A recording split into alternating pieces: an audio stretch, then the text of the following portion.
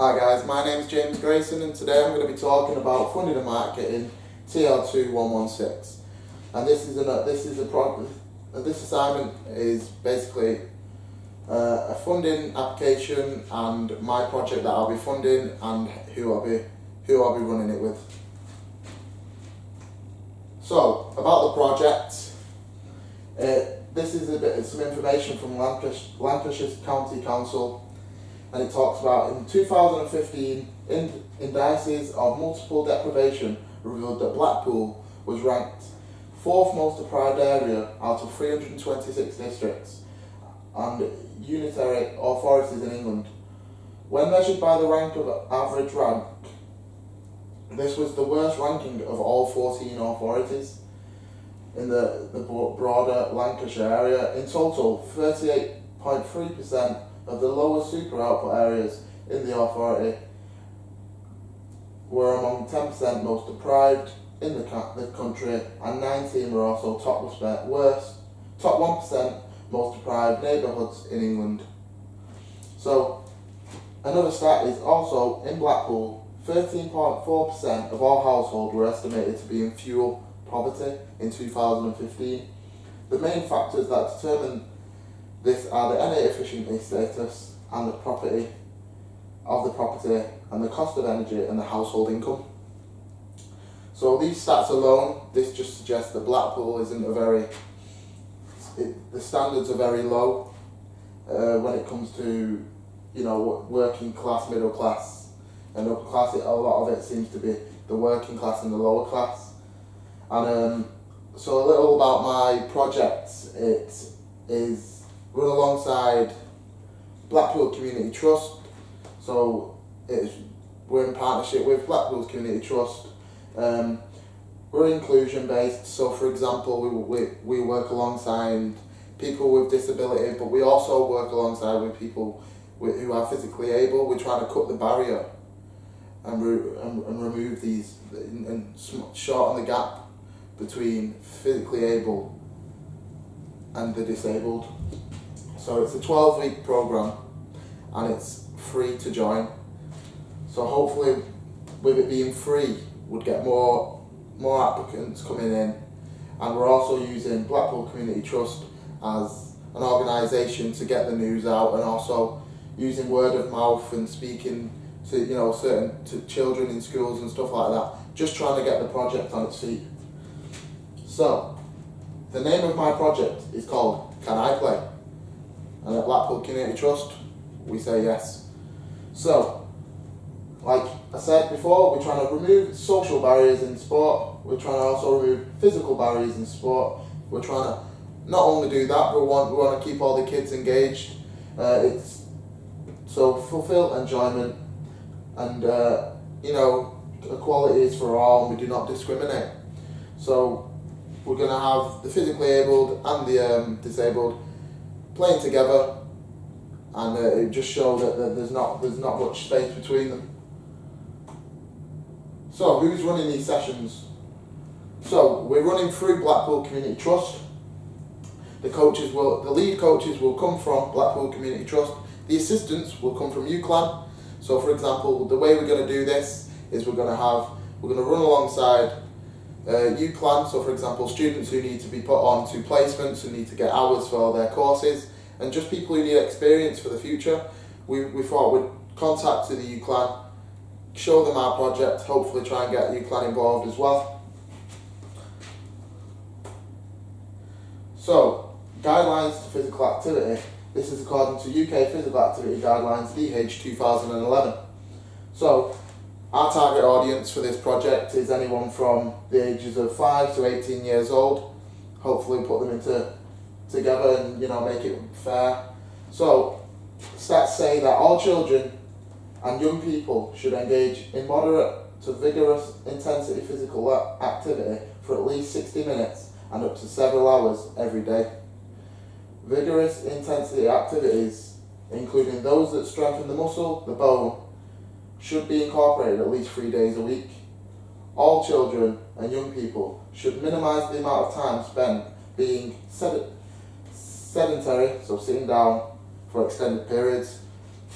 So us millennials, we seem to be more engaged in, computers and Xboxes and PlayStations. And I'm not saying that we're going to stop that or try and lower that. We just want to get these kids, to do more physical activity and just basically get involved for the health of the community, for the health of the kids. That's what we're aiming to do. So, how we did this, we're still in speaks with Blackpool Community Trust. Selena is involved, and we basically relayed the idea onto her, and she's going to talk. She's going to give us feedback in the near future. So how did we hope to get money and fund this project? So starting the application, we did ours through the big lottery fund, and it's the Awards for All. And this is just a quote off their website, and it says, "It's important to us that you involve the community in the design, development and delivery of the activities you're planning. So please tell us how you have done this. We believe this will help your projects to be better supported by the energy and strength that exists within your community, and it's more likely to be a successful result. By share of a common interest, or people who experience similar barriers or issues." That's the national lorry, it's not got a date. So, this is the start of the application, and this basically tells us how is our project going to be involved with the community. And like I said before, it's inclusion based. We're trying to shorten the gap between the physically abled and the disabled. We're trying to remove social barriers and traditional views of that. For the physically abled play one sport and the disabled play another, and that they can't interlink and play together. So the simplicity of the application, it's interesting because it showed a step-by-step stage, and it was very easy, should I say, to fill out the application. It also had help bars on the online to show us what we needed to put in it and what we wanted to put in it and how we should do it. For example, it was tick boxes on this one, and it was a yes, no, yes, no, yes, no. It was very easy. We just answered the questions. So, how did we design this project? So, the idea came to me when I was actually on placement at Blackpool Community Trust. I was volunteering at a sports camp, and it was either I go to the sports camp or the inclusion camp. And although it is good that they have an inclusion camp and it's got a target audience, I wasn't gaining experience with kids with disabilities, whereas I was just focused on kids who are physically able. And I'm not saying that it was a bad experience. It was a great experience. I loved my time there. But all I'm saying is that I thought of the idea of how could we bring them together, and the idea through this idea was through doing blind football and wheelchair basketball. So the marketing mix. So the concept of the marketing mix was reportedly introduced by Neil Borden in his presidential address to the AMA in 1953. He got his idea from James Coulton, who described the business executive as somebody who combines different ingredients. The term marketing mix therefore referred to the mixture of elements useful in pursuing a certain market response to facilitate a practical application of concept to concrete operating problems. So what is the marketing mix? The marketing mix is the 7 P's. It's price, promotion, physical evidence, people, product, process, place. So that's the 7 P's. So I mainly focused on 4 of the 7 P's, and it was product, price, place and promotion. Marketing mix, that was a literature by Van Watershoot and Van der Bolt, 1992. So on the application, we had to figure out fill out the budget process and what we'd spend our money on. So what is a budget? A budget is a plan which is quantified in monetary terms. For a period in the future, it represents a written operational plan of the management for a definite period. And another definition by Patra 2018 is the definition of a budget is a plan expressed with money. So it's the idea that your plan is set out through money. For example, how much you spend here and how much you spend there, and how long have you, for example, £10,000, how long for spending it on equipment, facilities and staff, how long could I make this project go on? So the funding process, it was through the awards for all. It was from £300 to £10,000 available. My target audience was anyone from 5 years to 18 years old who wanted to get involved.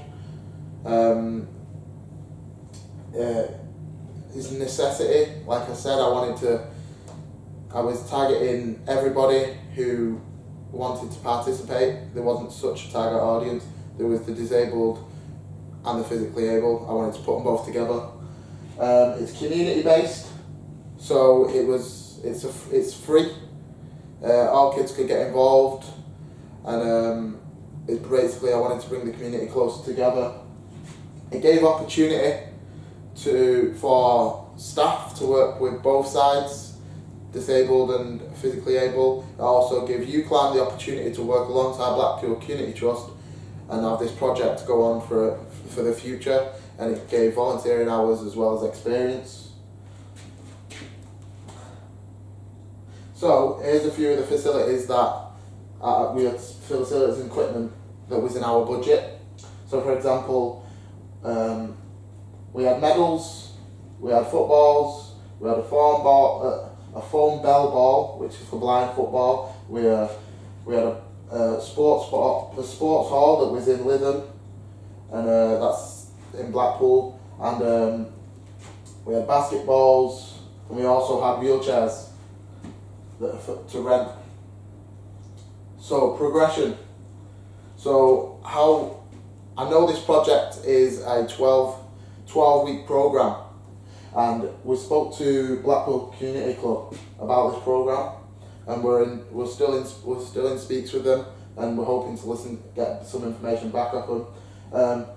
We've submitted the funding bid, and we applied for originally was 10,000.